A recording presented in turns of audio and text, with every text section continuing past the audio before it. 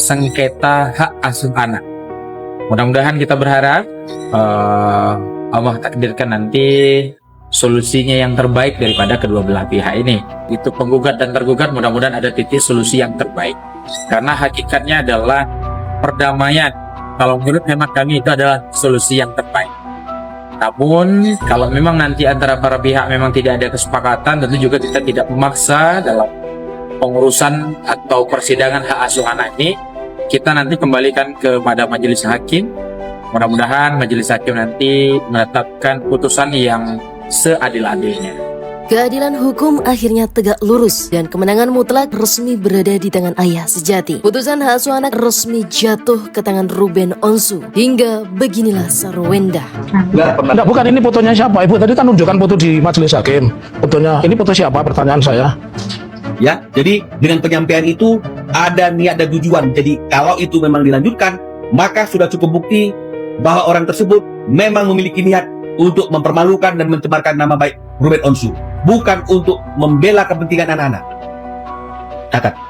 Hasil keputusan dari majelis hakim menyatakan bahwa hak asuh anak secara penuh dan resmi jatuh ke tangan Ruben Onsu. Ini adalah skakmat total yang bikin Gio dan Sarwenda tak berkutik lagi. Kalau sekarang hak asuh anak ada di Sarwenda, kemudian memang ada bukti dan temuan bahwa ada pelanggaran, ya termasuk eksploitasi anak, kekerasan dan sebagainya, itu bisa dijadikan bukti nanti untuk Ruben Onsu mengajukan hak perwalian anak. Ruben Onsu akan mendapatkan apa yang pantas dia dapatkan. Dia akan berkumpul dengan orang yang dia cintai. Situasi akan berbalik. Ini semesta, ini hukum semesta. Situasi akan berbalik itu maksudnya seperti apa? Bahagia, sangat bahagia. Dan anak-anak akan berkumpul dengan Ben.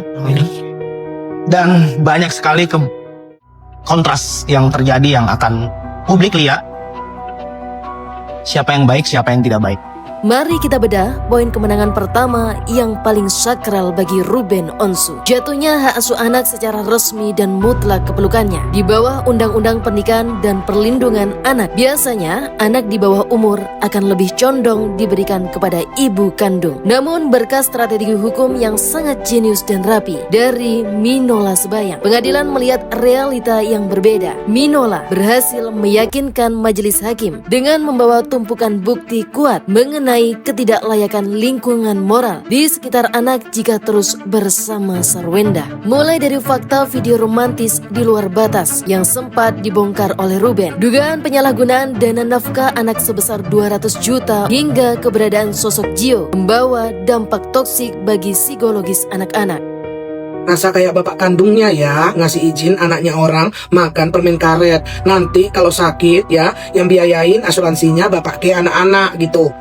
Sudah dibilang berapa kali bapaknya itu masih hidup. Kalau bukan minta izin sama mamanya, sama bapaknya. Kamu itu tahu diri, kamu itu orang luar. Ya, itu aja baru pacaran kalau jadi. Kalau enggak ya, banyak sekali ya. Bermunculan ya. Dari mensabotase bapak, dari jadi sapam gitu. Apa sih rencananya ini apa sih gitu loh. Gak bisa kamu itu hilangkan gitu. Mau jadi bapak gitu, kamu gitu hilangkan gitu. Kalau mau jadi bapak bikin ya. Bikin, aku doakan biar dapat ya. Jadi punya anak sendiri gitu. Jadi gak usah mamanya kamu akuin silakan. Ya, tapi kalau anaknya masih tetap dia punya bapak ya, selamanya sampai maut menutup mata ya, semua orang menutup mata ya. Bapaknya tahu, mamanya menutup mata. Anak itu tetap anaknya bapaknya, bukan anak kamu ya. Kemenangan Ruben Onsu ini sekaligus membongkar motif asli di balik permintaan Sarwenda yang sebelumnya ditolak meminta bertemu dengannya. Ini semuanya menjadi sangat benderang bagi netizen. Ajakan damai dan permohonan maaf tersebut diduga kuat, bukan karena penyesalan yang tulus, melainkan karena rasa panik yang luar biasa. Mereka sudah mencium gelombang kekalahan hukum dan tahu bahwa mereka terancam kehilangan hak asuh anak. Namun ketegasan Ruben Onsu yang didukung penuh oleh Minola Sebayang terbukti tidak bisa digoyahkan oleh air mata buaya. Ruben memilih menutup rapat pintu maaf karena baginya keselamatan mental anak-anak dan harga dirinya sebagai kepala keluarga jauh lebih berharga daripada memberi kesempatan kepada orang yang telah mengkhianatinya. Langkah hukum ini menjadi tamparan sosial yang sangat keras. Sekali mengkhianati ketulusan, maka bersiaplah kehilangan segalanya. Wenda, nih lu baca nih, ya kan? Peluang untuk damai semakin tipis. Gue nih seneng banget ya guys ya. Ngapain orang-orang kayak begitu tuh didamain? Nggak usah damai, kata gue.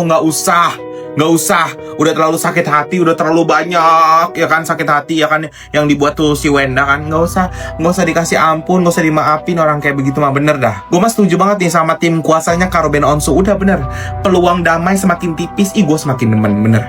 Nggak usah damai sama manusia kayak begitu, nggak usah. Nanti minta maaf, klarifikasi, namanya udah tabiatnya begitu ya guys ya, akan begitu lagi kata gue mah, bener. Ini kan dikit lagi kan mau sidang hak asuh anak ya guys ya. Nah semoga aja guys ya Kak Ruben Onsu nih yang menang.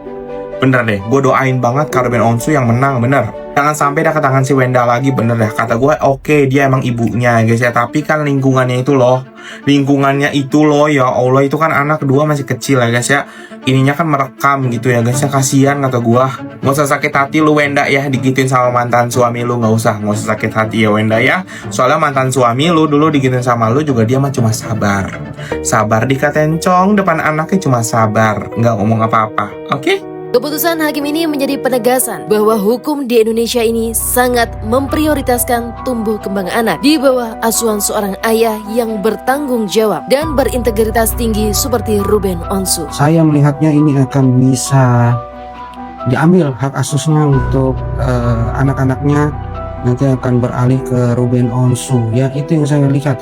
Untuk SW sendiri nanti ekonomi akan menurun, dan di saat menurun itulah ya pacarnya dia akan meninggalkan dia. Kalian boleh percaya boleh tidak ramalan yang saya sebut. Saat anaknya nanti berpindah hak asuh kepada Ruben Onsu, itu adalah titik di mana Sarwenda akan kehilangan rumahnya. Dan di saat itu juga, saya katakan saat ini, dia akan kehilangan Gio juga. Kenapa kehilangan Gio juga, Mas? Karena saat itu, saat Sarwenda kehilangan anaknya dan Sarwenda kehilangan rumahnya, itu akan menunjukkan Sarwenda di dalam kondisi yang akhirnya dia ini kalah karena dalam pertempuran yang dia tetap berusaha untuk menangkap. Bukan sesuatu yang akhirnya dia ini mengaku meminta maaf dan akhirnya orang-orang pun ikut memaafkan. Saat dia nanti sudah kehilangan semua itu, apa yang tersisa dari seorang Wendata?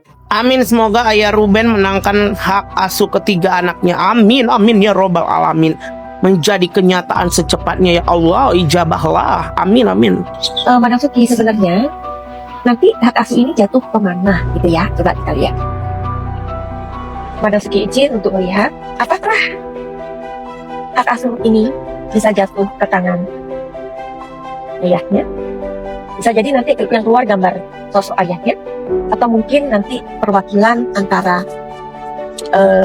energinya, yes or no ya.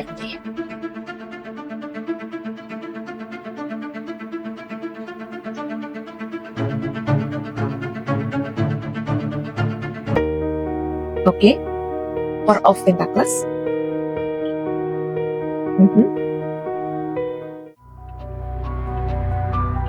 Dan juga Madam Suki bilang apa?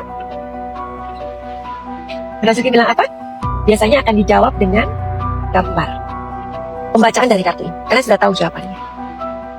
Ayah, la la la la la la la, itu lagunya ya. Ada sosok ayah yang akan memenangkan perkara ini.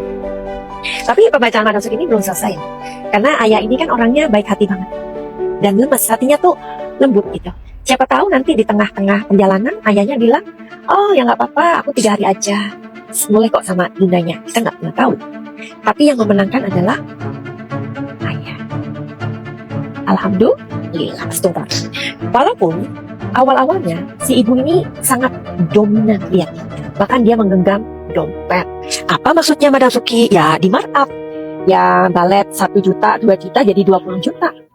Ya, makanan anjing 9 juta. Madam Suki aja punya anjing 3, nggak sampai tuh 9 juta. Mungkin hanya 500.000 atau 1 juta paling. Nggak sampai itu, nggak sampai banget. Karena dia makannya itu dari sisa kita juga. Yang misalkan kita besoknya udah hari ini nggak habisin makannya, besoknya dikasihkan kayak gitu. Irit banget tuh. Ya, itu anjing apa yang sampai 9 juta itu? Ada seorang wanita yang memarkup keuangan. Ini lambangnya dia. Ya, ini dia. Ibunya yang kita omongin.